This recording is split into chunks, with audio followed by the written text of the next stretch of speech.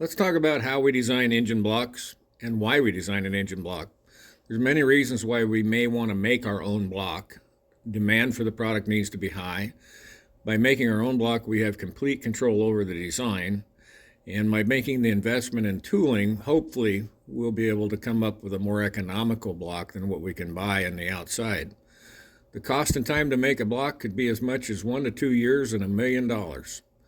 First step is we design it. This begins with a lot of cross-functional information. We want information from all of our engineering team, and we also want information from our customers. Our customers are great at giving us input on future products to help us design it so it ends up being something that they might want to use.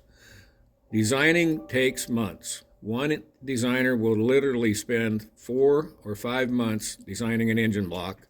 The first step is modeling it in 3D. As you can see, we gradually add features until the block is completely modeled in 3D. The next step is the inspection of the 3D model. We can cut it and slice it and look at it many different ways to make sure it makes sense. We're back with our engineering group at this point, and we're with our customers, and they're providing input still. Lastly, in the 3D virtual world, we'll put that model into an assembly where we put a crank and pistons and camshaft in there. We're able to rotate that assembly. We're able to look and see that we have clearance wherever we need to have clearance. We can even animate it so that it runs on its own on a computer.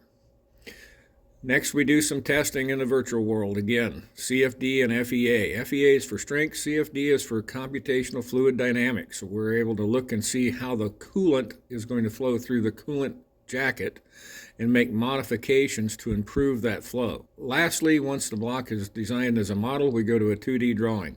These drawings are necessary so that we can actually machine the block. Next step, 3D printing. We'll print the block in plastic, and it actually comes out in several pieces.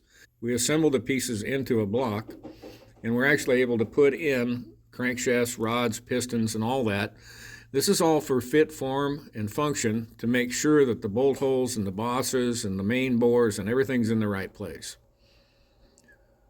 Next step, off to the foundry. At Blueprint, we use a foundry in Europe. This is a major OEM foundry, and they also make blocks for GM and Volkswagen and Ford. They even make the GM 57 NASCAR block. Foundries are hot and dirty, but our foundry is a state-of-the-art facility that uses a lot of robotics to make the molds and the cores and assemble those so that there's less core shift and more perfection. Even the foundry will model things up.